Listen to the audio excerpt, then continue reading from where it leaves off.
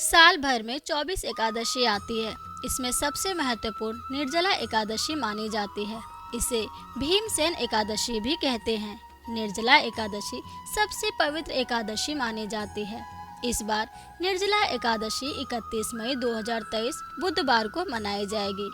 ज्येष्ठ मास के शुक्ल पक्ष की एकादशी को निर्जला एकादशी कहते हैं। निर्जला एकादशी में पानी की एक बूंद भी ग्रहण नहीं की जाती है। इस व्रत में सूर्योदय से द्वादशी के सूर्योदय तक जल भी ना पीने का विधान होने के कारण इसे निर्जला एकादशी कहते हैं।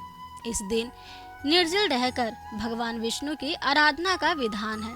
इस व्रत से दीर्घायु और मोक्ष की प्राप्ति होती है।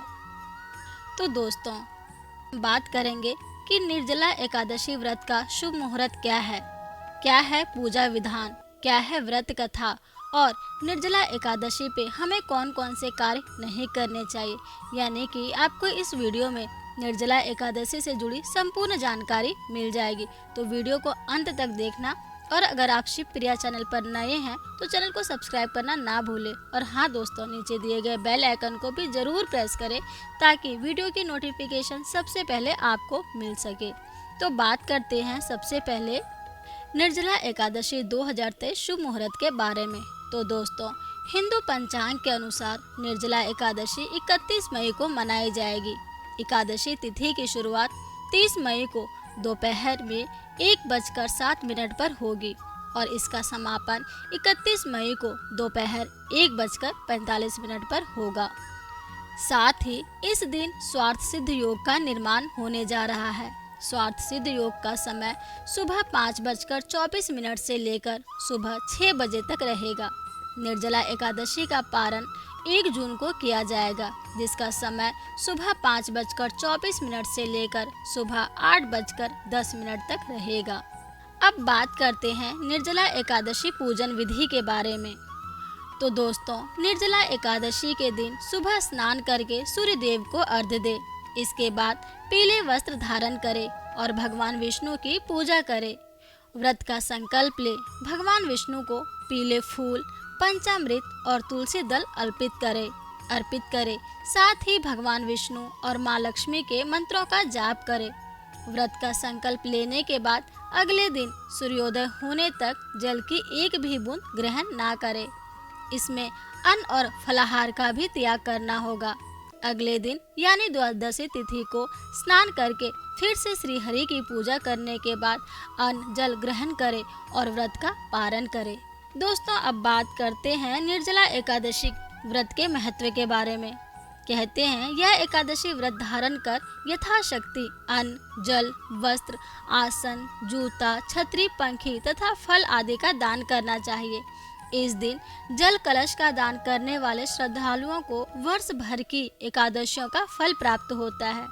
इस एकादशी का व्रत करने से अन्य एकादशियों पर अन्न खाने का दोष छूट जाता है तथा संपूर्ण एकादशियों के पुण्य का लाभ भी मिलता है। श्रद्धा पूर्वक जो इस पवित्र एकादशी का व्रत करता है वह समस्त पापों से मुक्त हो जाता है। अब दोस्तों, निर्जला एकादशी व्रत कथा के बारे में जान लेते हैं और इसके बाद जानेंगे कि एकादशी के व्रत में हमें भूल कर भी कौन से कार्य नहीं करने चाहिए। तो चलिए व्रत कथा की शुरुआत करती हूँ। तो दोस्तों, कहते हैं महाभारत काल के समय एक बार पांडु पुत्र भीम ने महर्षि वेद व्यास जी से पूछा, हे परम आदरणीय मुनिवर, मेरे परिवार के सभी लोग एकादशी व्रत करते हैं, वह मुझे भी व्रत करने के लिए कहते हैं, लेकिन मैं भूखा नहीं रह सकता हूँ। अतः आप मुझे कृपा करके बताएं कि बिना उपवास के एकादशी का फल कैसे प्राप्त किया जा सकता है। तब भीम के अनुरोध पर वेद व्यास जी ने कहा, पुत्र, तुम निर्जला एकादशी का व्रत करो। इसे निर्जला एकादशी कहते हैं। इस दिन अन्न और जल दोनों का त्याग करना पड़ता है। जो भी मनुष्य एकादशी तिथि के सूर्योदय से द्वादशी तिथि के सूर्योदय तक बिना पानी पिए रहता है और सच्ची श्रद्धा से निर्जला व्रत का पालन करता है, उसे साल भर में जितनी एकादशी आती है उन सब एकादशी का फल इस एक एकादशी का व्रत करने से मिल जाता है।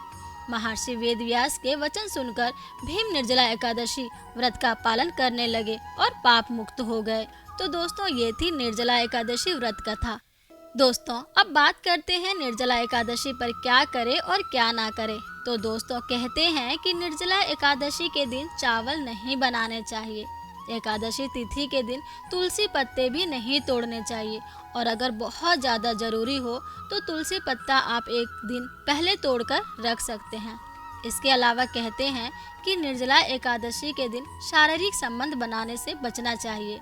इस दिन घर में प्याज, लहसुन, मांस, मदिरा का सेवन भूल कर भी ना करें। साथ ही किसी से लड़ाई झगड़ा ना करें, ना ही किसी को बुरा बोले और ना किसी के बारे में बुरा सोचे और किसी का अनहित ना करे और ना ही गुस्सा करे। इस दिन क्रोध करना भी बहुत बड़ा पाप माना जाता है, इसलिए अपने क्रोध पर नियंत्रित रखें, मतलब क्रोध पर नियंत्रण रखें। तो दोस्तों ये थी आज की जानकारी एकादशी व्रत से जुड़े।